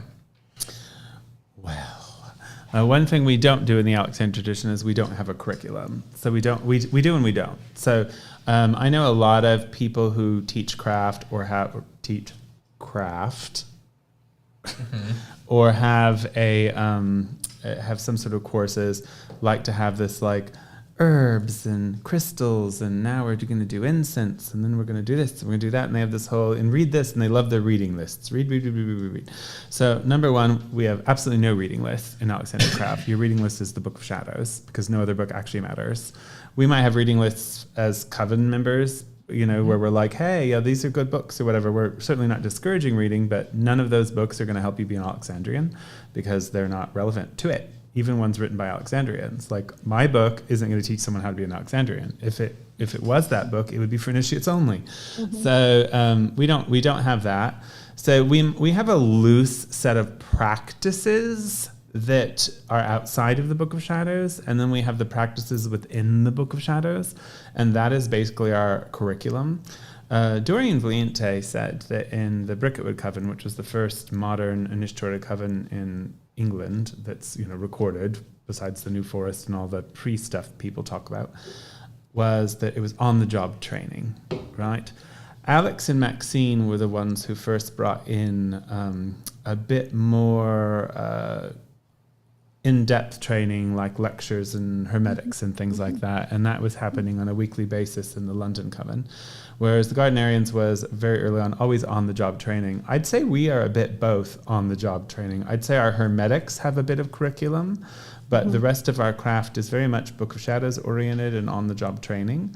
We don't sit you down and like say, this is how you cast a love spell. We do the love spell. That's how we function.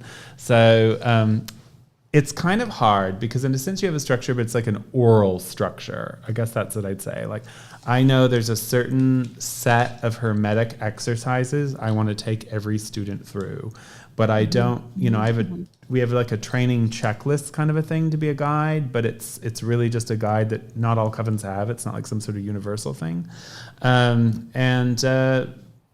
We just do it. So we know every witch needs to know a certain amount of things, and they learn the rituals and et cetera, et cetera. So I'd say it's hard to kind of answer without giving up the goods, but I'd say I don't like the extremist stuff to where people think that everything's lists and charts and graphs and homework, because that's not witchcraft. Our correspondence charts, we have students work out for themselves for the most part, because it's really just not that relevant to our practice.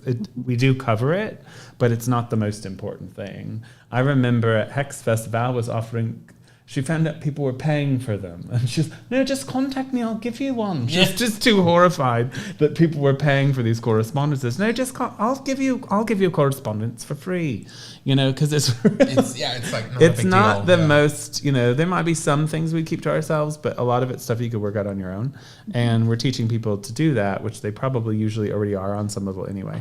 But yeah, I guess I'm being very long-winded about a simple question. No, we don't have a curriculum in the way you would teach grade school or whatever. I think we're more like college professors who just give lectures and you either showed up or you didn't. Yeah. And we're not going to help you catch up. You either showed up or you didn't, So that's how that works. And Alex taught that way. He taught and he gave lectures as he chose. And if you were not there, you just were not there. And that's actually something that's stated about him. So, Ellie, would you add anything to that conversation about curriculum versus guided by spirit kind of more? I do it two ways. I certainly study our tradition and look at the material we discuss. And I have discussed over the years in the Alexandrian tradition. And then I make my contacts daily with our God forms. And I ask them in my work to direct me and show me what's most important to be expressing this week or this month. And then I pull from my training and I direct it from my deities and give it out that way. Yeah, I'm going to ask that one too. Angel, what would you say about that? I think a header is important if you're teaching like a class or having a lecture or even doing hermetics. Like, this is going to be the broad outlook of what we're doing. But I think like a bullet point, this step and this step and this step and this step, and it's not really feeling it at that point. It's just doing it. And I think that feeling is more important. You could read as many books in the world and have as much knowledge. If you don't feel it, then you don't feel it. Either do it or don't. Yeah. So I would agree. I don't have a ton to add, so I'm actually just going to move through. We actually got some great questions back to back, so I want to make sure we hit them. So I'll forward. And you can call in. Yes, you can. 309 blonde bombshells. 309 goddess. Levi was also blonde when he had hair. No, he was not. He was He's brown. still a bombshell. He's a bombshell. So are you. Wait, 309 bald bombshells. Bald bombshells. So this is, I think we could go kind of quick with this one. I think I know which one. Yeah. What is your opinion, as we are Alexandrians, what is your everybody on this call, what is your opinion of Janet and Stuart Farrar's work, and do you recommend the Witch's Bible as part of study? No. Okay. Angel? I wasn't quite done yet. Oh, I thought you were. I thought you were being clever. I'm going to be quick about it. So they did that book with Doreen Valente, so she's responsible for most of what's in it. It doesn't reflect the Alexandrian tradition. And I'm not going to speak about what's in that book because I'm not going to verify, or I'm not going to, what do they say? Confirm or deny anything. It certainly isn't our materials. And I'm of the first-hand knowledge. First of all, they denounced themselves as Alexandrians, so they left the tradition of their own accord quite some time ago. So a lot of people who are connected to them wouldn't be considered Alexandrian because of them, not because of anything anyone else did, because they said they weren't Alexandrian. And they were very much chasing Gardnerian tale. You can see it in the crowns and things they wore. We don't use those. So Stuart, was very well liked and very well trained for that time period. But Janet was only in the London Coven for about 6 months. And they actually, when she was 16 and he was 40, got married and moved right down the street and started their own coven as first degrees. Most people don't know this. They just left and just did it. And there was a lot of weird stuff that went on. So it's not that I'm a personal hater or anything. Actually, in my early days of craft, I kind of looked up to them. I think a lot of Americans did, maybe some British, because we thought they were cool and their books seemed cool. And we were probably inspired on it. But it really, I'd have to think, I think they're oath breakers. And I'm not going to say why I think they're oath breakers, because I'm not going to confirm or deny, but I really don't support their work. I don't think it was good for the craft. I think the craft will use anyone to survive, but I think the magic has rolled over that situation a long time ago. So no, I do not recommend them, nor is it helpful to anyone who's going to be Alexandrian or Gardnerian. Angel or Ellie, would either of you add anything to that? I read Stuart and Janet Farrar. I mean, like every other witch in Salem did in the early 2000s, late 90s. I think on a very basic, superficial level, they're not good writers. Their books are not well written. They're very dry and very hard to get rid of. I had to give myself a cookie after every chapter just because I was proud that I made it. Anything you'd add, Ellie, or are you good? I have the What Witches Do and the Witch's Bible and 8 Sabbaths for Witches on my bookshelf. Well, What Witches Do, I do like. But what I'll say about it is, when I started to buy books about witchcraft, it was a while ago, and there wasn't available what there is today on the bookshelves. I don't use them for reference ever. I know what's in them, and I don't use it in my practice or in any other way today. I'm going to take it on the word of what I hear about them historically. Like I say about Stevie Nicks, I don't know them. I don't need to say anything about them personally. I don't know them, but I certainly don't use their work seriously in witchcraft today. I just know about it. Like Scott Cunningham, I know about it, but I don't use it. Yeah, I have to add one line because I've said this on Covendom, so I don't want to get called out. That is the book. That's the first witchcraft book I ever read when I was very young. Right. Remember, I told this story, The Witch's Bible. Oh, yeah. And then I never ever thought about it again, and then ended up becoming Alexandrian later in life. So it does have this weird resonance with me. Well, what witches do is a very different thing, because what most people don't realize is what witches do. First of all, Janet had nothing to do with it. She was in the London Coven. Stuart was writing that as a non-initiated journalist, and Alex was walking through it with him. So that book is very unique, and that is the closest thing we have to a book written by Alex in some ways. So I actually do like What Witches Do. I think it was done well. I think the things in there are done more tastefully. Might be more stuff put in there than we put in today, but it was done well, and sign of the times. Just like Patricia Crowther's books had stuff in it that Gardnerians would freak out, Oh yeah. So, it's different times. So I liked that book, but what most people, here's the shade. They wrote that in correspondence with Alex, and Alex and Maxine never saw a dime. And unfortunately, the book that was written is no longer available. So Janet and Stuart rewrote it later on, or Janet and Gavin, I'm not sure. Rewrote it later on, did a new, and they took Maxine completely out of the book.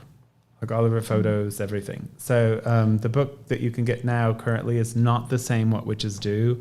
You have to find the first or second edition, copies, which is what I had to get the real thing. But it's a good book. I like that one. The other books, all I'm going to say is I feel like they're more of Dorian Valente's work than theirs. And I mean that in many ways. So Liz has an excellent question that I think we should look into.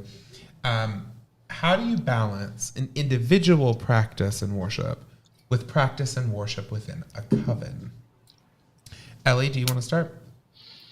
Yes, I struggled with this myself for a long time about how to navigate working alone in the Alexandrian tradition versus working with a priest, a male opposite, or working with the coven.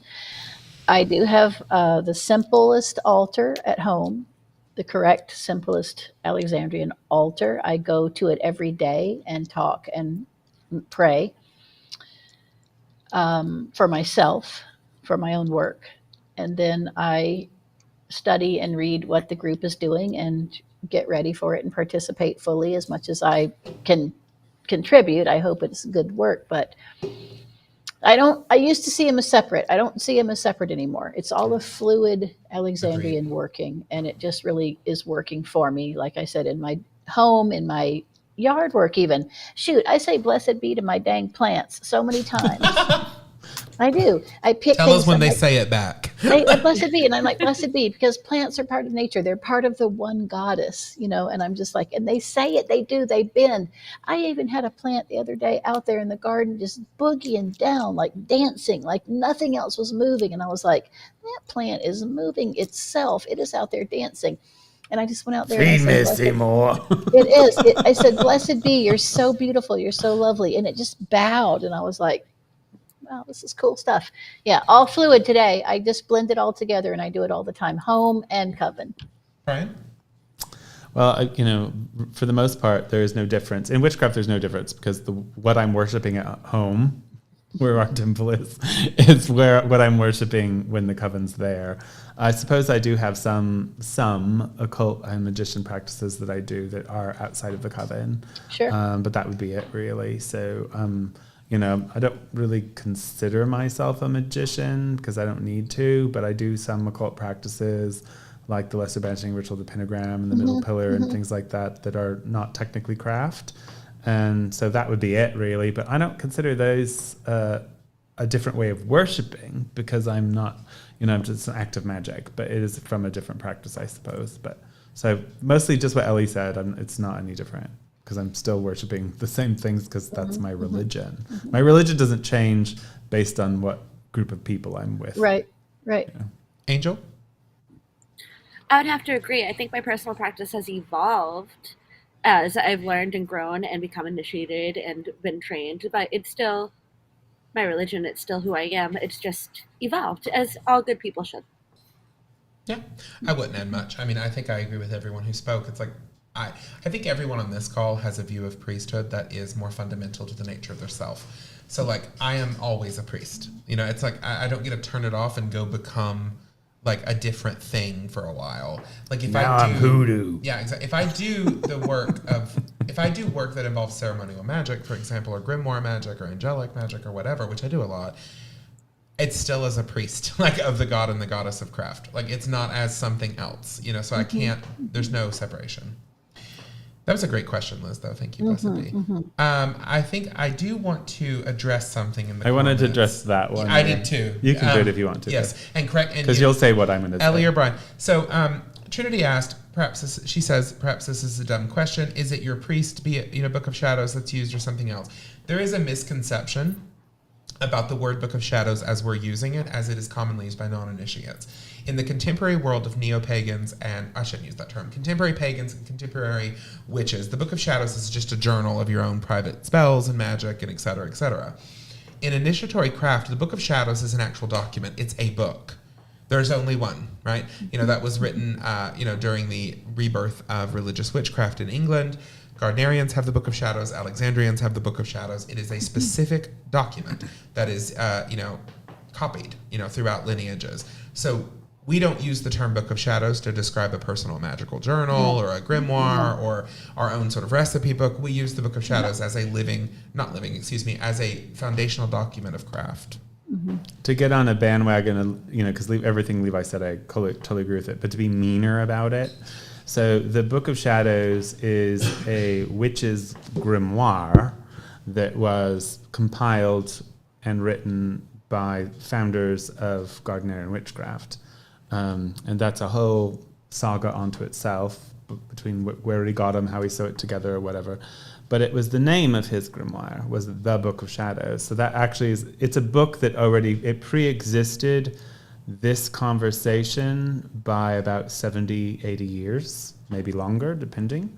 And so to us, it's like if I said, well, my Key of Solomon, or my this. So it's actually the name of a book. So it comes down to one of my favorite topics about, like, when we talk about, and I think this is an important pushback in a way, even if it seems like I'm going up a hill, with my rock.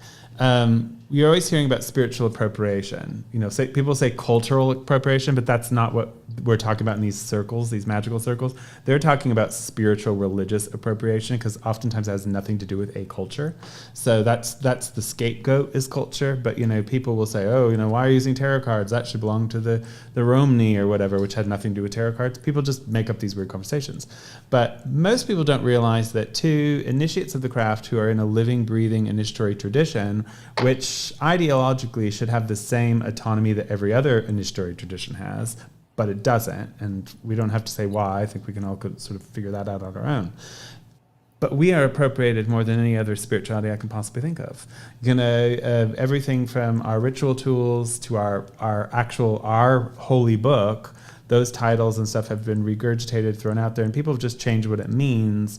And so one of the functions of this show is actually, because it's not a dumb question, it's a very aware question, because you were sensing we meant something different. Yeah. And you were right. We're talking about a particular book that does exist historically before people like Scott Cunningham started saying, write your own Book of Shadows.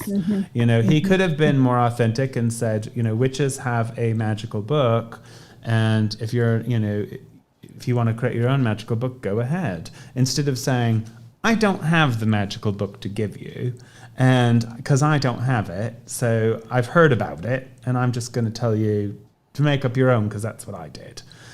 So that's just become cosmopolitan to think that everyone can make their own Book of Shadows. But in a very real, historic, academic, historical sense, it is a very unintelligent thing to say, because you're basically saying, I'm writing my own Key of Solomon. I'm writing my own Torah. I'm writing my own Christian Bible Yeah, because yeah. it is a holy book that does exist. It's a religious holy text to witches that exists to initiates. And we hand copy it as it's passed to us exactly word for word. And that's what we're talking about. So thank you. And that's the end of my very long, unnecessary bandwagon. No, I would actually I think it is an important conversation, and I'll add something to it. There is a letter that Gerald Gardner wrote that is quoted frequently in this conversation. It's all over social media. It's in Philip Heselton's books. It's an actual letter. It's real.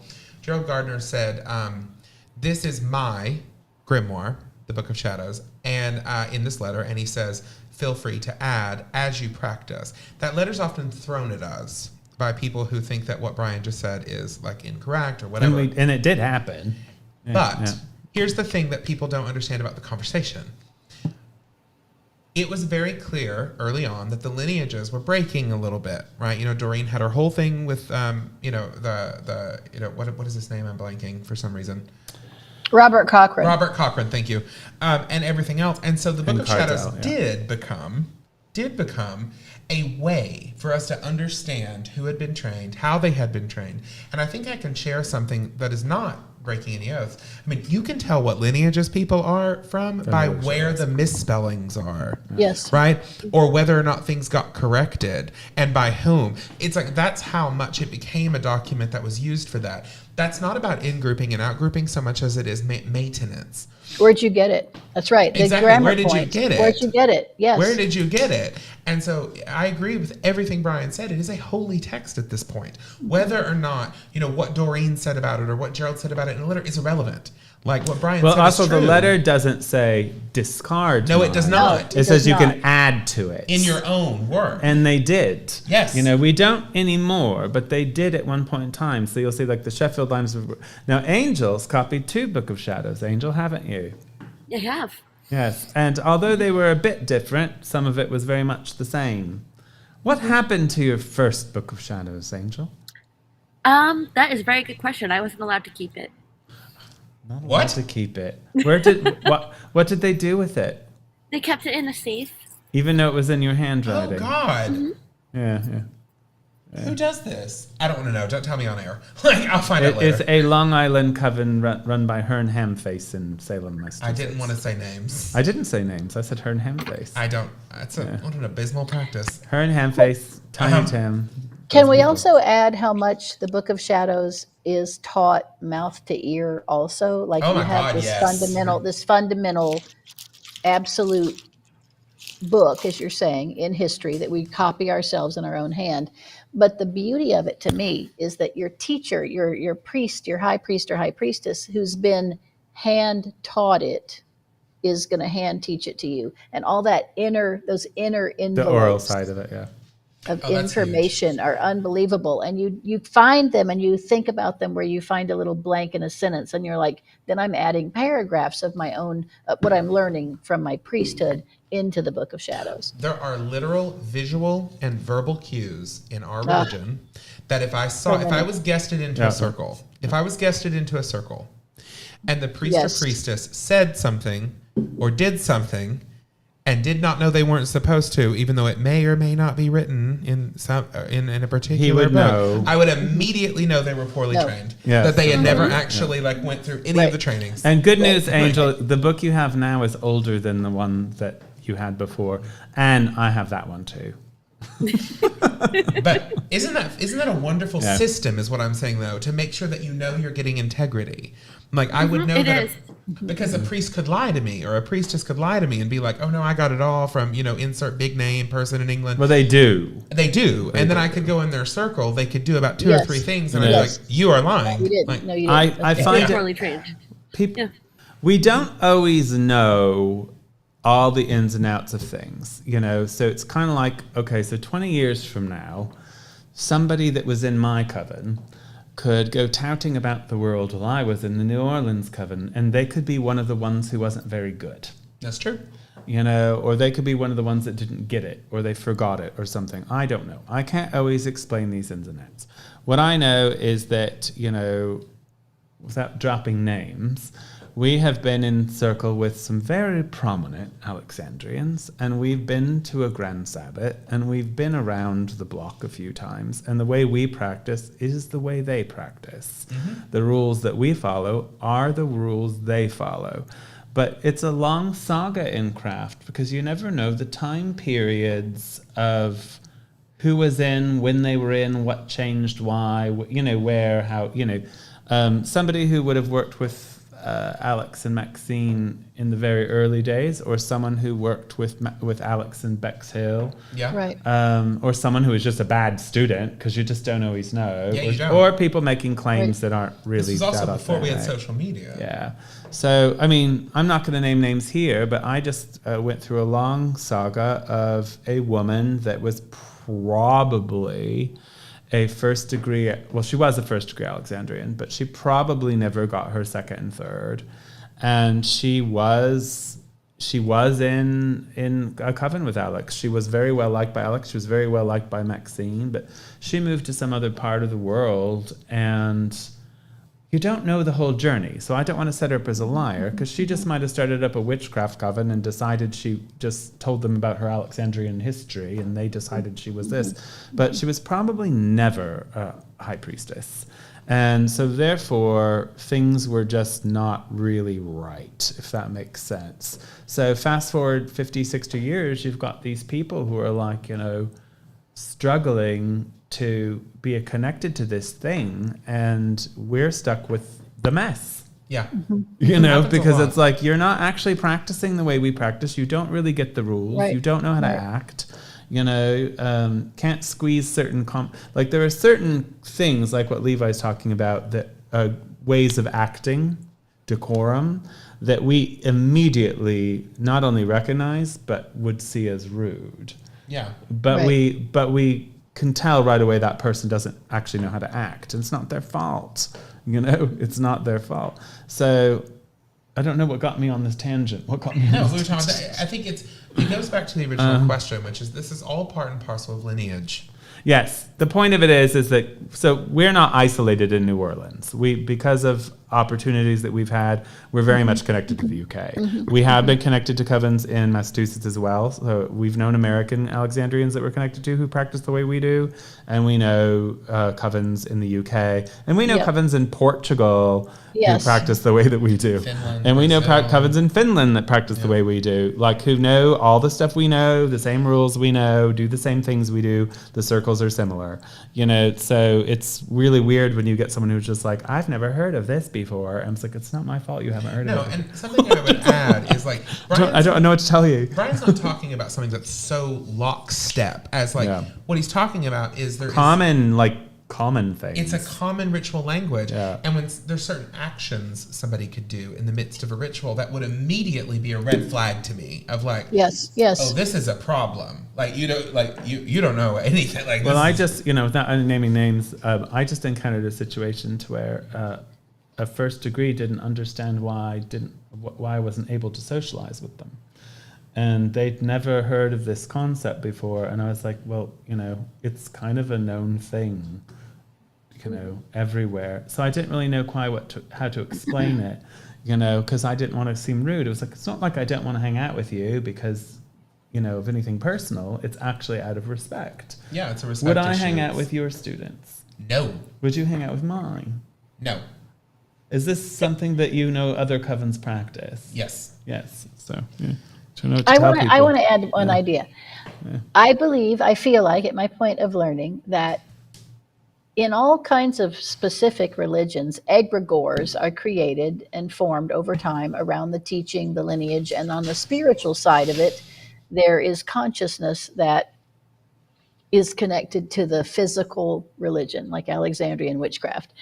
And when you're a student and you're seeking teachers, and you find a great array of, who says they're well trained and they know so-and-so and they have this book or that training, and you align with the egregores and the actual tradition, you'll find yourself really questioning or being at odds with your teacher. It might be because they're not really what they say they are. And I do believe there are very specific monikers, as Levi and Brian are saying, gestures even that indicate where you are attached to your training and your egregore. And if And that's those the aren't other in thing. alignment, Don't right, if always they're know not, where someone is on their training. So they could be training yes, with a good teacher and just yeah, not be there in the lesson. right, And so you don't know that either. Like, so They you might could, not don't, have covered it yet. yeah, it might not even, or be relevant to their situation. So it's just, why right. would it come up? But yeah, so these things are all real though. We're truly not that mad. Those were great questions, though, in the chat today. We are running to the end of our fairy tale.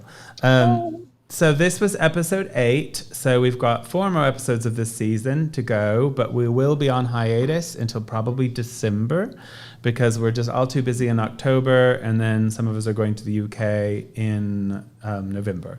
So I'm guessing, could be late November or something, but I'm guessing December is when we'll come back for our final 4 episodes of the season. But we'll probably start season 5 in 2024. Can you believe we're almost in 2024?